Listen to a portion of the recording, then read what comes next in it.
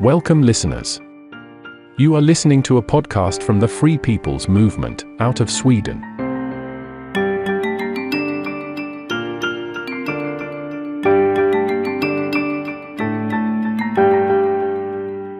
Episode 2. There is a company called Ericsson. Like we said in previous episode, the deep state has always sought to control information, money and government. The control of the creation of money has for a long time been under the control of the deep state. Control of information was a vital part of obtaining that control. Whoever has control of information has a massive strategic advantage. In these modern times, it's not about having the fastest honing pigeons anymore.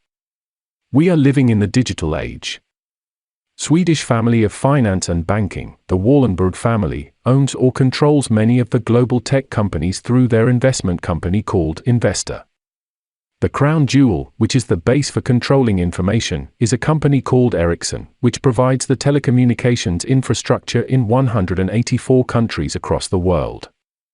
These days, telecommunication and internet infrastructure is the same thing, it's all fiber optics. Ericsson holds over 65,000 patents in this area. The Wallenberg family took control of Ericsson in 1932, following the death of Swedish business tycoon Ivo Kruger. In March of 1932, Ivo Kruger was attending the funeral of French Prime Minister Aristide Briand, who had died on the 7th of March, under strange circumstances.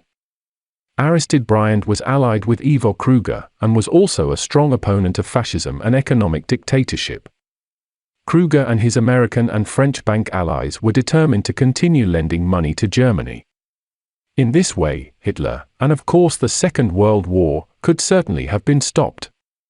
Which was not in Wallenberg's interests, as they had large shareholdings in IG Farben. IG Farben was the private German chemicals company, allied with the Nazis, that manufactured the Zyklon B gas, used to commit genocide, in the Holocaust. The Wallenberg's connections to Hitler and the Nazis goes even deeper than that, but we cannot cover it all in this episode. So, the funeral took place on the 12th of March, and the official story is that Ivo Kruger after the funeral went up to his room and shot himself in the chest.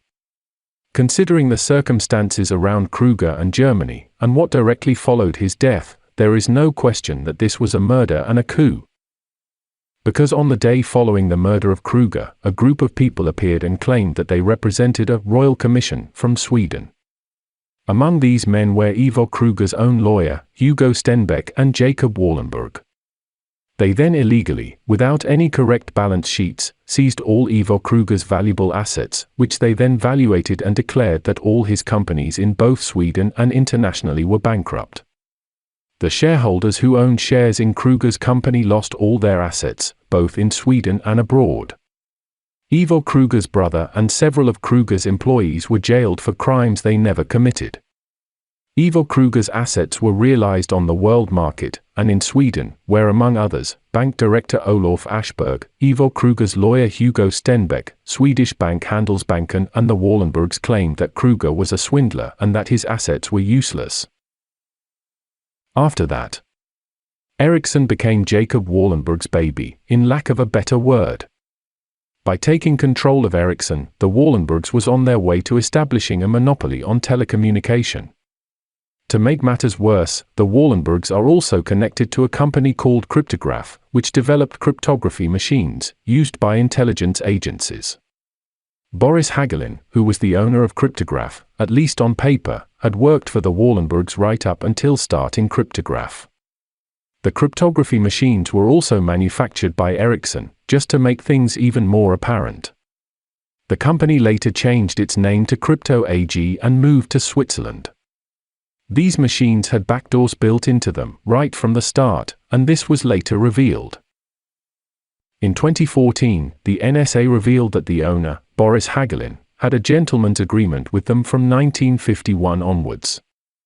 In 2020, it was revealed that from 1960, the company had a licensing agreement with the CIA, and that in 1970, Crypto AG was purchased by the German BND and the American CIA. There is a lot of history that shines even more light on the Wallenberg family's involvement with the intelligence community. Let's just put it like this: are there any intelligence services that can survive without access to the telecommunications infrastructure? Again, who has the real power? Let's just say that there's no coincidence that Ericsson had to make a deal with the American Department of Justice in December 2019 because of widespread corruption. A couple of weeks ago, the story broke that Ericsson has bribed ISIS. What did Trump say about Ericsson in 2016? Here is another example of pay for play. In 2009, a company called Ericsson came under U.S. pressure for selling telecom equipment to several oppressive governments, including Sudan, Syria, and Iran. Some of these regimes use those technologies to monitor and control their own people. In June 2011, Hillary Clinton's State Department began adding goods and services to a list that might be covered under expanded sanctions on Iran and other state sponsors of terrorism.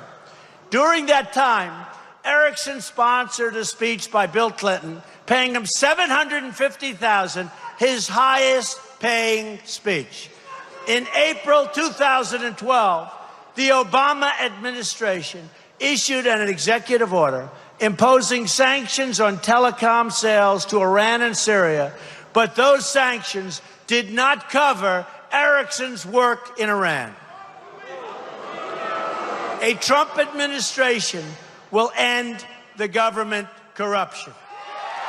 In the next episode, we will shine an even bigger light on the small, but not so insignificant country called Sweden. Thank you for listening.